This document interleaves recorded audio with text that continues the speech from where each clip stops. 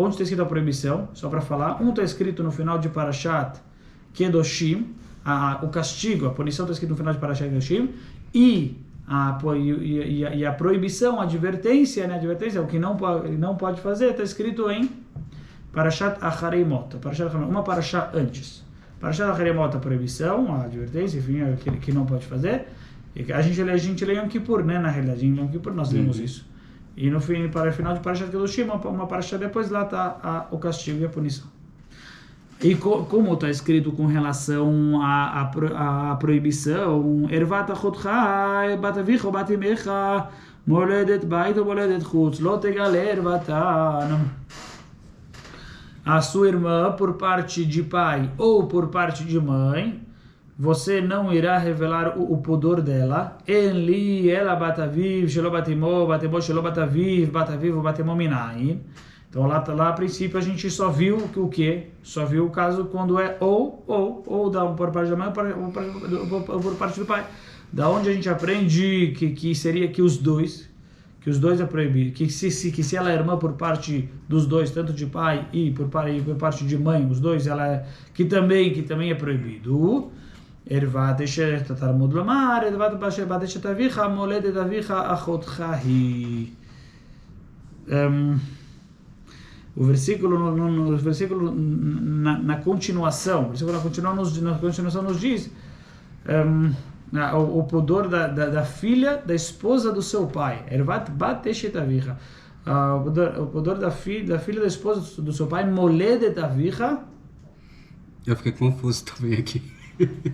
Porque o pudor da filha do pai da sua esposa?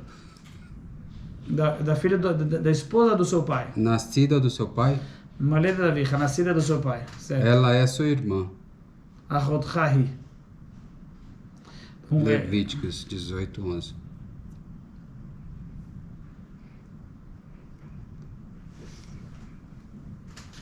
Certo.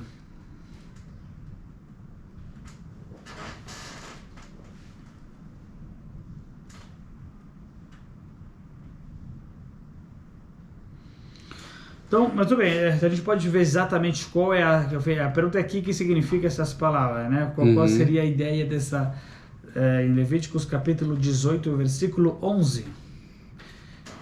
Enfim, aqui na verdade, a princípio, o versículo não está falando da irmã que é por parte de pai e por parte de mãe. Né? Parece que aqui o versículo está falando, ela é filha da esposa do seu pai, parece que ela é sua irmã, mas nem por parte de pai, nem por parte de mãe. Ela só é filha da esposa do seu pai, como se fosse que, né, o seu pai, ela é enteada do seu pai, mas ele fala mulher da virgem, nascida do seu pai. Então parece que na realidade a chotcha hi, ela é sua irmã. Parece que o versículo está querendo nos dizer que se trata de um caso, enfim, que ela é filha da esposa do seu pai, mas literalmente é sua irmã. Enfim. É mesmo, agora entendi, é verdade. Não sei porque o versículo utilizou este tipo de expressão, essa forma de linguagem, mas a ideia seria essa, chotcha hi, a sua irmã. E tudo aqui a gente aprende que o versículo fala claramente que na proibição. E aí a Gemara fala a mesma coisa. Eu não precisava aqui deste versículo, né, para aprender a proibição. A princípio eu poderia aprender por quê? Que se pela irmã por parte de pai ou por parte de mãe é proibido, quanto mais quando é por parte dos dois.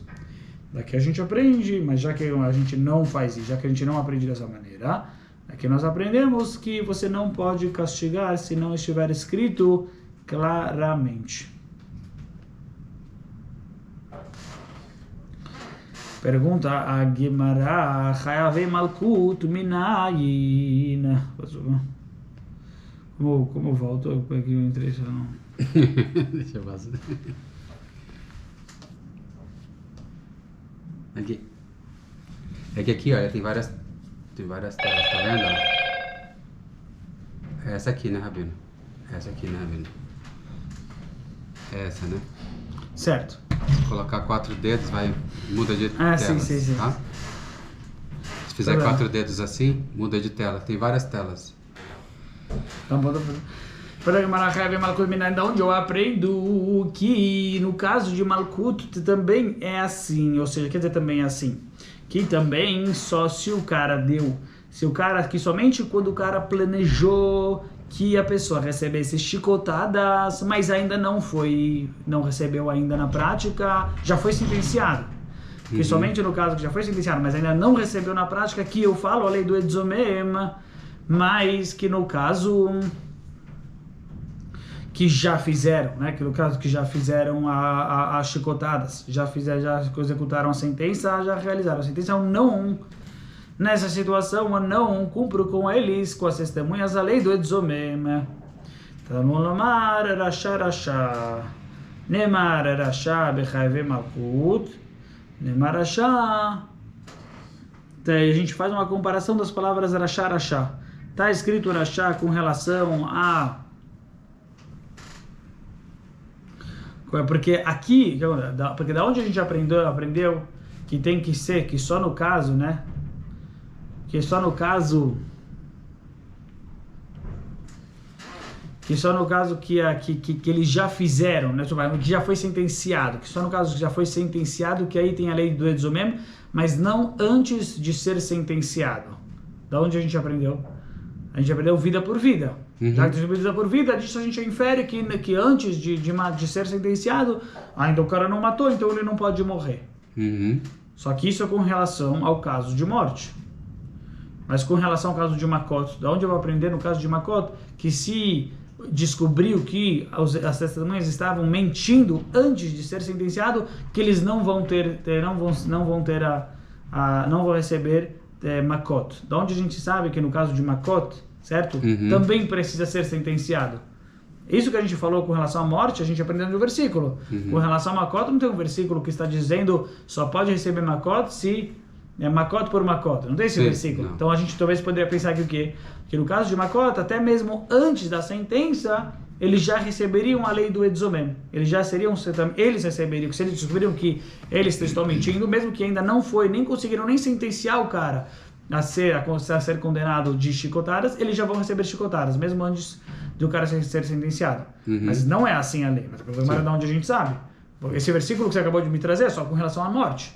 De onde eu sei com relação a chicotadas, que precisa da sentença para acontecer com eles, precisa do cara ser sentenciado. Talmud lomar rasha rasha, nemar rasha bechayve malkut. Aí eles fazem uma comparação que a gente encontra a palavra perverso com relação a chicotadas. E a gente encontra a palavra perverso com relação a alguém que matou uma pessoa. Já que a gente encontra a mesma, isso chama intertextualidade.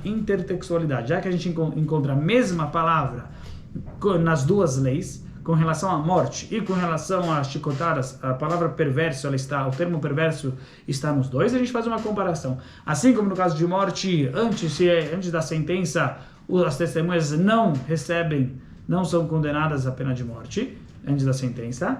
Assim também com relação a chicotadas, antes de sair, se descobriram que os caras, se eles tiveram sorte, né, que descobriram que eles estavam mentindo antes da sentença sair, eles não vão receber chicotadas.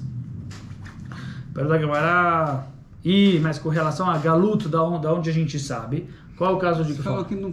Fala, pode falar. A gente estava tratando até agora que não pode inferir nada. Que a gente não pode inferir nada. Tem que estar escrito. Não, a gente acabou de inferir. Que para castigar... Primeira coisa assim... A chicotada não pode.